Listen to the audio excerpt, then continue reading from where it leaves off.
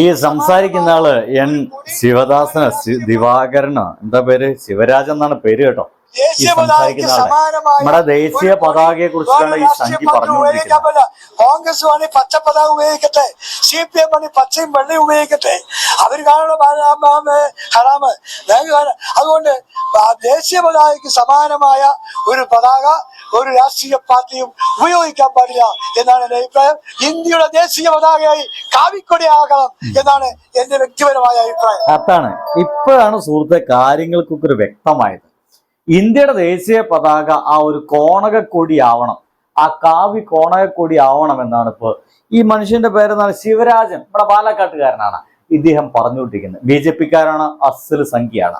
ഇപ്പോൾ ഏകദേശം ഇവരൊക്കെ മനസ്സിന്റെ ഉള്ളിലിരിപ്പ്, അല്ലെങ്കിൽ ഇവര് മീറ്റിംഗ് കൂടുന്ന സമയത്ത് ഇവരെന്താണ് ചർച്ച ചെയ്യുന്നത് എന്നുള്ള കാര്യം നമ്മളത് മനസ്സിലാക്കണം. 2 ദിവസമായി നമ്മുടെ നാട്ടിലെ ഒരു സ്ത്രീയുടെ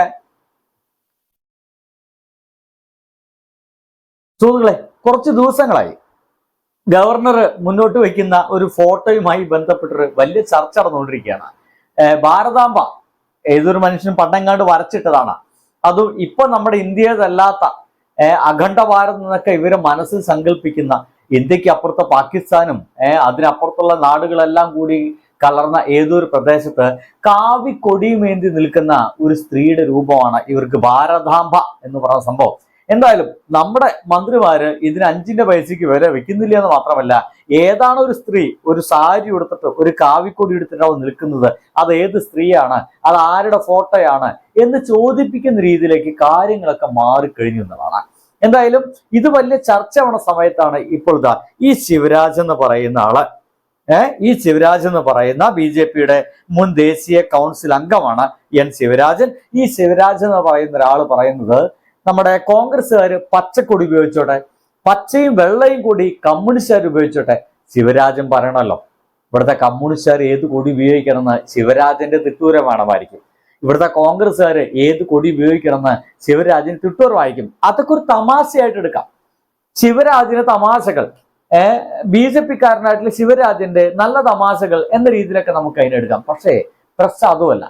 നമ്മൾ ഏറെ കാലമായിട്ട് നമ്മുടെ ഇന്ത്യയുടെ ഒരു ത്രിവർണ പതാകയുണ്ട്, നടുക്ക് ആ ഒരു നീല അശോക ചക്രക്കുള്ള ആ ഒരു ത്രിവർണ പതാകയുണ്ട്. നമ്മൾ അഭിമാനത്തോട് കൂടിയിട്ട് ഏന്തി നടക്കുന്ന ആ ഒരു ത്രിവർണ പതാകയുണ്ട്. ആ ത്രിവർണ പതാക എന്താക്കും എന്നൊക്കെ പലപ്പോഴും നമ്മുടെ നാട്ടിൽ ചർച്ച ഉണ്ടാവാറുണ്ട്. കമ്മ്യൂണിസ്റ്റുകാരൊക്കെ പറയാറുള്ളത്, BJP അധികാരത്തിൽ കയറി കഴിഞ്ഞ് മിക്കവാറും പതാക കൂടി മാറ്റും, അവരത് കാവിക്കൊടി ആക്കാനുള്ള എല്ലാ ശ്രമവും നടത്തും എന്ന് പലപ്പോഴും ഇവിടുത്തെ കോൺഗ്രസ്സുകാർ അതൊന്നും പറയാറില്ല. ഇവിടുത്തെ പല കോൺഗ്രസ്സുകാർ സമയം കിട്ടിക്കഴിഞ്ഞ് എങ്ങനെ BJP ആവണം എന്ന് വിചാരിച്ച് നടക്കുന്ന ആൾക്കാരാണല്ലോ, അവരവണ് മാറ്റി നിർത്താം. ഒരു മൃദു ഹിന്ദുത്വവാദികളാണ് മിക്ക കോൺഗ്രസ്സുകാരെന്ന് എനിക്ക് പലപ്പോഴും തോന്നിയിട്ടുണ്ട്. എന്തായാലും അതവിടെ എടുക്കട്ടെ. അപ്പൊ ഇവിടെ സംഭവിക്കുന്നത്, കമ്മ്യൂണിസ്റ്റുകാരൊക്കെ അത് പറഞ്ഞിട്ടുണ്ട്, മിക്കവാറും ഇവര് ഇന്ത്യയുടെ ആ ത്രിവർണ പതാക, അശോക ചക്രം അടങ്ങിയിട്ടുള്ള ത്രിവർണ പതാക മാറ്റി സ്ഥാപിക്കാനുള്ള സാധ്യതയുണ്ട്. അതിപ്പോഴാ ഇവരെ മനസ്സിൽ നിന്ന്, ഇവരെ വായിൽ നിന്ന് അറിയാതെ പുറത്തു വന്നിരിക്കും. ഇവർക്ക് നമ്മുടെ കുട്ടികൾ സയന്റിഫിക് ആയിട്ട് പഠിച്ച്, വളരെ അധികം സയന്റിഫിക് ആയിട്ട് പഠിച്ച് മുന്നേറേണ്ട ഈ ഒരു സമയത്ത് ഭാരതാംബ എന്ന് പറഞ്ഞിട്ട് ഏതൊരു സ്ത്രീയുടെ വേഷം കെട്ടിയ ഒരു കാവിക്കൊടി പിടിച്ച സംഗതിയൊക്കെ വെച്ചിട്ടായിരുന്നു ഒരു ചിത്രങ്ങളൊക്കെ വെച്ചിരുന്നത്. ഇപ്പൊ BJP തന്നെ അത് ഒഴിവാക്കിക്കൊണ്ടിരിക്കുകയാണ് കേട്ടോ. ഇന്ന് രാവിലെ വന്ന വാർത്തയില് BJP ആ ഭാരതാംബ കൊടിയൊക്കെ ഒഴിവാക്കിയെന്നാണ് ഇപ്പൊ കിട്ടിയൊരു വിവരം. വളരെ ഇൻട്രസ്റ്റിംഗ് ആയിട്ടുള്ള വിവരമാണ്. അതെന്താന്ന് വെച്ച് കഴിഞ്ഞാല്, ഇത് വലിയ ഇഷ്യൂ ആയ സമയത്ത് ഭാരതാംബയുടെ കൊടി ഇനി അവര് തന്നെ ഉപയോഗിക്കേണ്ടെന്ന് അവർ തീരുമാനിച്ചിട്ടുണ്ട് എന്നാണ് ഇപ്പോൾ നമുക്ക് മനസ്സിലാവുന്നത്. കാരണം പുതുതായിട്ട് ഇവര് മുന്നോട്ട് വെച്ച ഇതില് എന്തില്ല, ഭാരതാംബയില്ല. ഭാരതാംബയില്ല, പുറകിൽ ആ പഴയ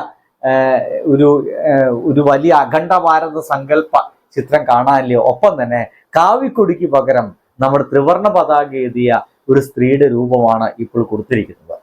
എന്തൊക്കെയായാലും ഇപ്പോൾ ഇതും കഴിഞ്ഞ്, ആ ഒരു ത്രിവർണ പതാകയും കഴിഞ്ഞ്, സത്യം പറഞ്ഞാൽ ഇതൊരു അപമാനിക്കല്ലേ സുഹൃത്തുക്കളെ, നമ്മുടെ ഇന്ത്യ മഹാരാജ്യത്തെ അപമാനിക്കല്ലേ.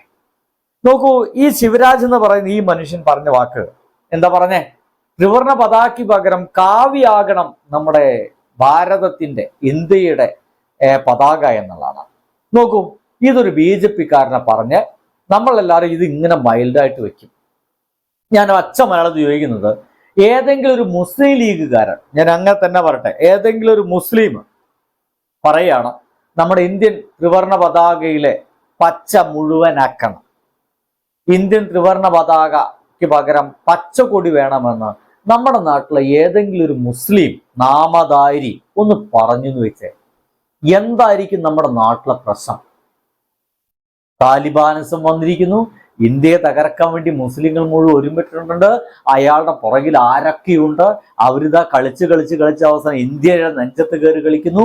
മുസ്ലിങ്ങളൊക്കെ വളരെ അപകടകാരികളാണ്, ഇവരൊക്കെ തുരുത്തേണ്ടത് വളരെ അത്യാവശ്യമാണ്, അതിനാണ് BJPയുടെ അധികാരത്തിൽ കയറിയിരിക്കുന്നത് എന്ന് പറഞ്ഞുകൊണ്ട് മുസ്ലിം ജനതയെ മുഴുവൻ പ്രതിസ്ഥാനത്ത് നിർത്തുന്ന വർത്തമാനം ചർച്ച നമ്മുടെ നാട്ടിൽ നടക്കില്ലേ?